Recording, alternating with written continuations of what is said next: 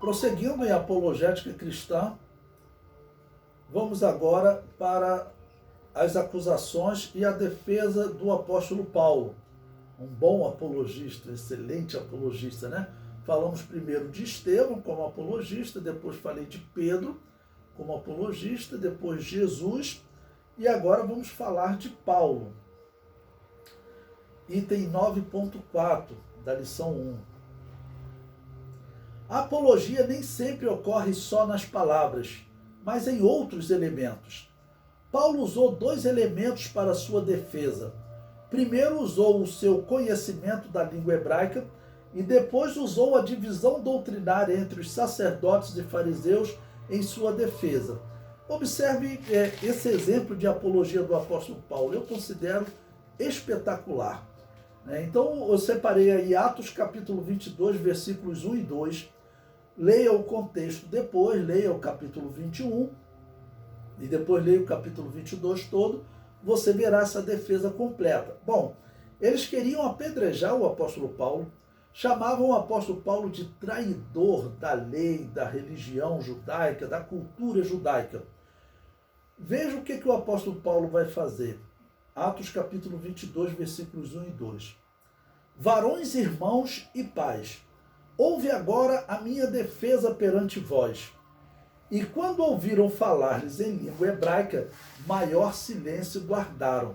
Observe que interessante, os judeus, eles consideravam que o hebraico era o idioma sagrado. Eles acreditavam e acreditam até hoje que o hebraico foi o idioma que sobreviveu à Torre de Babel. Até a Torre de Babel, nós sabemos que a Bíblia relata que a humanidade tinha uma só língua. A Torre de Babel, ela aconteceu próximo do ano 2100, 2200 a.C. Tá ok? Lembre-se que Adão foi criado cerca de 4.000 anos antes de Cristo. A Torre de Babel, então, a Bíblia ensina que até aquele momento toda a terra falava uma só língua. A confusão ocorreu com Nimrod e ocorreu na Mesopotâmia. Bom, os homens fiéis a Deus, certamente, eles não tiveram a sua língua confundida. Abraão, ele ainda não estava vivo nos dias da Torre de Babel. Ele vai, segundo a cronologia, aparecer cerca de 150, 200 anos depois da Torre de Babel.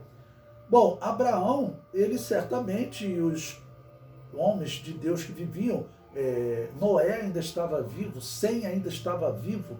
A Bíblia não fala qual foi a reação deles, mas eles ainda estavam vivos, tá ok?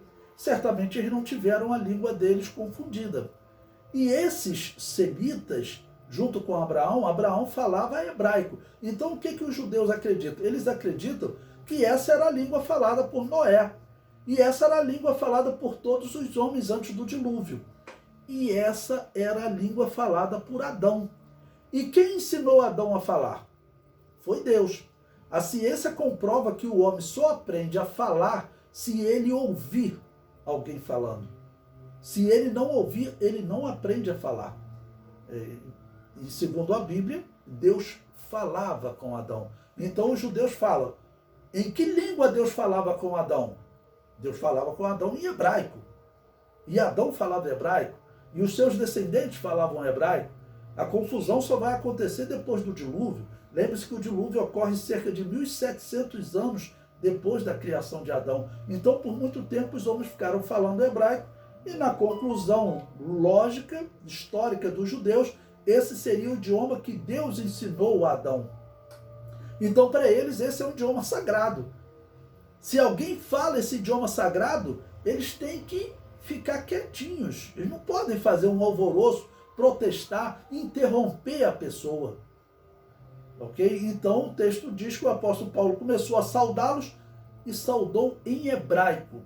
E era raro alguém falar hebraico. Para vocês terem ideia, o próprio Jesus, acredita-se, é uma hipótese, não tem como ter certeza, que Jesus, nos seus sermãos, Jesus falava aramaico. Por quê? O aramaico era uma língua próxima do hebraico, mas era a língua falada pelo povo desde o cativeiro babilônio. Então, se Jesus falasse em hebraico, poucos entendiam ou poderiam se confundir. Falar grego, então, a maioria dos pobres não entenderiam, só os nobres, né, que tinham oportunidade de estudar, falavam grego. Então, Jesus provavelmente falava aramaico. E aqui o apóstolo Paulo, quando fala em hebraico, os seus acusadores têm que fazer silêncio. Eu achei isso espetacular. O comentário diz: Paulo faz a sua apologia, ou seja, a sua defesa, falando em língua hebraica. E quando ouviram ele falando em língua hebraica, fizeram maior silêncio. Está claro que Paulo usou o fato de conhecer a língua hebraica para causar admiração do povo e assim ser ajudado na sua defesa, porque o povo iria refletir, né? Olha, nós estamos acusando esse homem de trair a religião judaica, de trair a lei. Esse homem que nós estamos chamando de traidor, esse homem, ele ainda fala o idioma de Adão, o idioma que Adão aprendeu com Deus, o idioma de Noé, o idioma de Abraão, Isaac e Jacó. E nós perdemos esse idioma. E nós devemos fazer silêncio, né? Estou conjecturando aqui, devemos fazer silêncio porque esse idioma é sagrado. Foi o idioma que Deus ensinou para Adão. Então o apóstolo Paulo usou isso em sua defesa e, claro, funcionou, porque eles fizeram silêncio. O apóstolo Paulo começou a fazer sinal para eles, né? Eles começaram a fazer silêncio, mas quando ouviram o idioma hebraico, eles tinham que fazer silêncio, né? O comentário prossegue.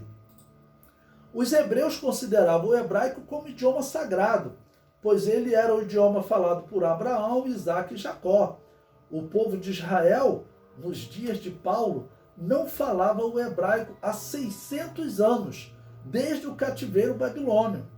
Nos dias de Jesus, eles falavam o aramaico, que era um dialeto oriundo do cativeiro babilônio.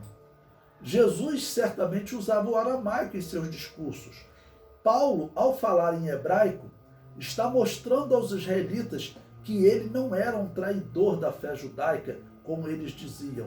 Ele falava a língua de Abraão, Isaac e Jacó. Hoje, não consideramos o hebraico sagrado, tanto que no Novo Testamento Deus substituiu o hebraico pelo grego. Então, a visão da igreja cristã é que não existe um idioma sagrado. Mas se fôssemos considerar um idioma para nós estudarmos e dedicarmos atenção especial a ele, é o hebraico, né? Eu concordo com a teoria judaica de que esse foi o idioma que Deus ensinou para Adão. Faz sentido você pensar assim, porque faz sentido você acreditar que entre Noé, Sem e Abraão não houve confusão de línguas. Houve a confusão entre aquele grupo liderado por Nimrod, que eram os pagãos. Tá bom? Bom, eu coloquei um outro exemplo aí, que o apóstolo Paulo também vai fazer uma defesa espetacular, não só de palavras. Ele sabia que os seus acusadores tinham um ponto que os dividia. Que ponto era esse? Era a ressurreição. Eu falei no outro tópico para vocês que a ressurreição era algo assim que dividia os povos, porque ninguém tratava desse assunto. Ninguém acreditava em ressurreição, porque, claro, ninguém voltava a este mundo. Só os judeus, no seu livro, por conta da profecia, que falava de ressurreições nos últimos dias, só os judeus pregavam isso. E dentro também do judaísmo tinha grupos que não aceitavam a ressurreição, não pregavam a ressurreição. Que grupo era esse? Eram os saduceus. Então o apóstolo Paulo, ele percebe que esse julgamento que nós vamos ler agora, esse julgamento não estava sendo correto. Esse julgamento, ele estava sendo manipulado e a intenção era condená-lo. Então ele faz o seguinte, ele vai usar em sua defesa uma confusão, uma divisão doutrinária entre os saduceus e os fariseus, porque os fariseus acreditavam em ressurreição, mas os saduceus diziam que não existe ressurreição porque eles estudavam apenas o Pentateuco e afirmavam que o Pentateuco não falava em ressurreição. Na verdade fala, né? Porque o autor dos Hebreus vai dizer que Abraão, quando levou seu filho para sacrificar, ele cria que Deus poderia trazê-lo dos mortos. Essa é a interpretação natural desse texto que está no Pentateuco. Mas os saduceus diziam que não. Bom, então observe, o apóstolo Paulo, vendo que o julgamento está confuso, ele diz: eu vou causar uma divisão entre esses hereges que querem me condenar. Então eu separei aí Atos capítulo 23, do versículo 1 ao 8. Diz assim: e pondo Paulo os olhos no conselho, disse: varões, irmãos, até o dia de hoje tenho andado diante de Deus com toda boa consciência. Mas o sumo sacerdote Ananias mandou aos que estavam junto dele que o ferisse na boca. Então Paulo lhe disse: Deus te ferirá, parede branqueada, ou seja, uma parede que não representa nada. Isso foi uma ofensa para o sumo sacerdote, né? E diz, Paulo prossegue: tu estás aqui assentado para julgar-me conforme a lei, e contra a lei me mandas ferir. Ou seja, os julgamentos que aconteciam em Israel, em especial em relacionado ao cristianismo, não eram justos. Principalmente por conta disso. O cristianismo pregava que o Messias chegou e foi rejeitado pelos sumos sacerdotes. Isso iria abalar a religião judaica. Só que a religião judaica, como eu disse a vocês, quem determinava o sumo sacerdote? Ou era Roma ou era os Herodes. Imagine se políticos, governadores, prefeitos, olha, que agora quem vai pastorear essa igreja aqui é fulano de tal. É claro que eles vão colocar pessoas que fazem o seu jogo. Infelizmente a política é assim. Então eles estão julgando de forma injusta. O versículo 4. E os que ali estavam disseram: injurias o sumo sacerdote de Deus? E Paulo disse: não sabia, irmãos, que era o sumo sacerdote, porque está escrito: não dirás mal do príncipe do teu povo. Ou seja, provavelmente esse homem não estava com as vestes sacerdotais. Ele deveria estar ali com as suas vestes sacerdotais. O apóstolo Paulo olharia, o sumo sacerdote tinha um destaque especial, as 2 pedras no ombro com o nome das tribos, as 12 pedras no peitoral e uma lâmina na testa, santidade a Yahvé. O apóstolo Paulo olharia, esse é o sumo sacerdote. Para o apóstolo Paulo não identificar, esse sumo sacerdote, vamos dizer, estava à paisana, né? Estava de forma errada e agindo de maneira errada naquele tribunal. O versículo 6 é que o apóstolo Paulo então vai articular essa, vou chamar de defesa entre aspas, que ele vai de alguma maneira fazer com que aquele julgamento não acontecesse. Versículo 6. E Paulo, sabendo que uma parte era de saduceus e outra de fariseus, clamou no conselho: varões, irmãos, eu sou fariseu, filho de fariseu. No tocante à esperança e ressurreição dos mortos, sou julgado. Ele sabia que, tratando de ressurreição dos mortos, surgiria uma divisão entre saduceus e fariseus. Os saduceus não acreditavam, os fariseus acreditavam. E esse era um dos temas mais debatidos entre eles. O versículo 7. E havendo dito isto, houve dissensão entre os fariseus e saduceus, e a multidão se dividiu. Ou seja, olha, se esse homem está sendo julgado pela questão da ressurreição, não tem nada de errado, dizia um fariseu. Já um saduceu diria: agora que nós temos que condenar, porque é mais uma heresia. Então isso gerou uma divisão no tribunal. Um tribunal dividido, claro, o julgamento não vai prosseguir. O versículo 8. Porque os saduceus dizem que não há ressurreição, nem anjo, nem espírito, mas os fariseus reconhecem uma e outra coisa. Pois bem, então, o tribunal, o Sinédrio de Israel, claro, estava com um líder que era um político, um governador. Nessa época, o sumo sacerdote era o governador, ok? E além desse político que assentava-se no trono ali no Sinédrio, aqueles que acompanhavam ele eram duas seitas, fariseus e saduceus era uma seita horrível, porque não acreditava nem em ressurreição e desacreditava em parte das escrituras do Antigo Testamento.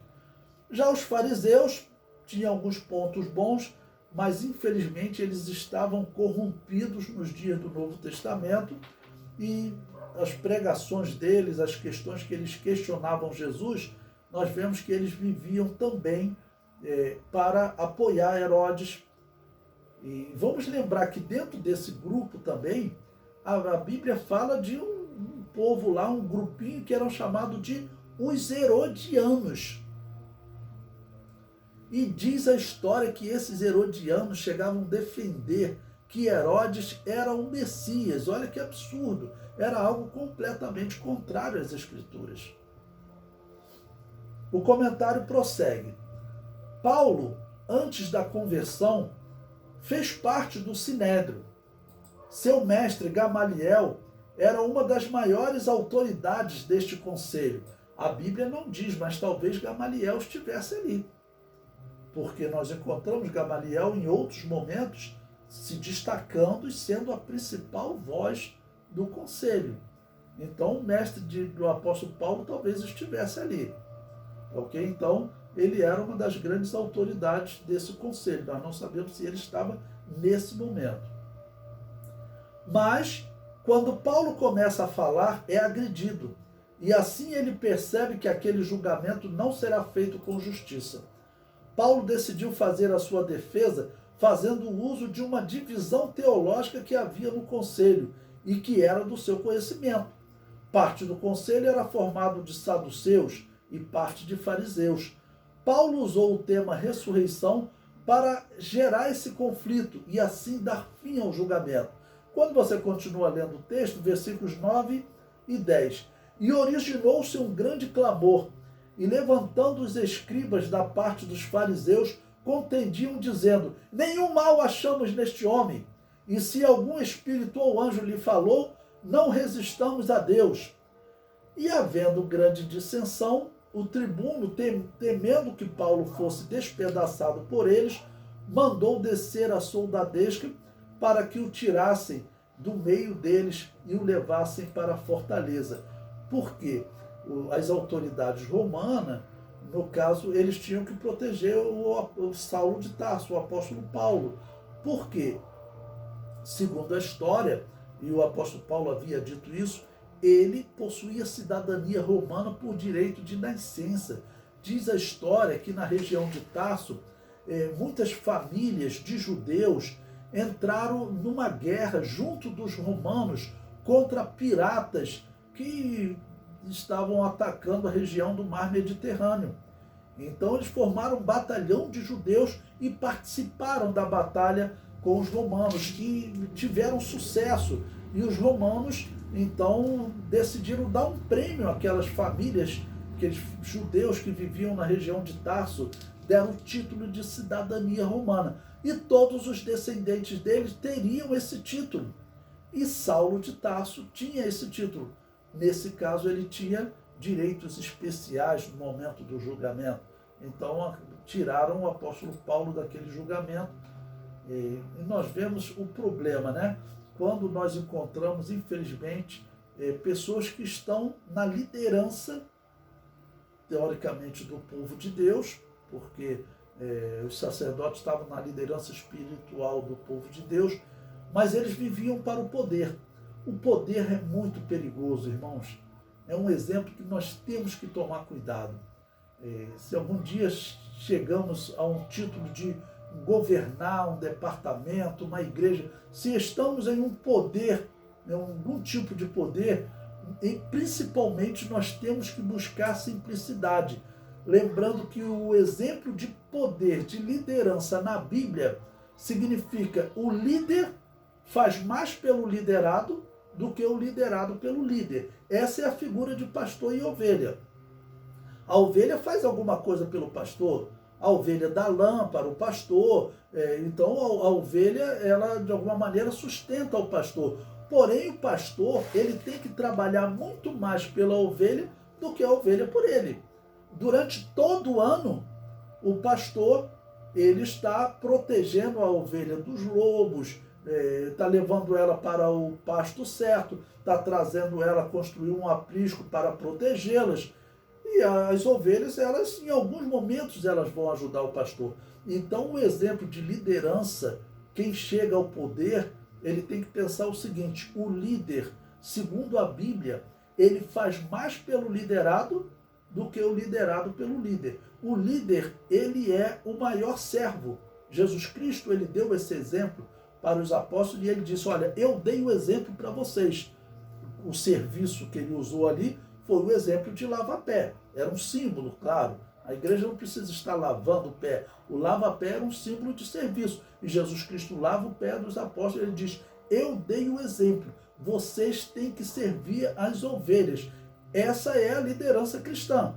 Nós não podemos esquecer isso. Os sacerdotes, com certeza, não praticavam esse tipo de liderança, né?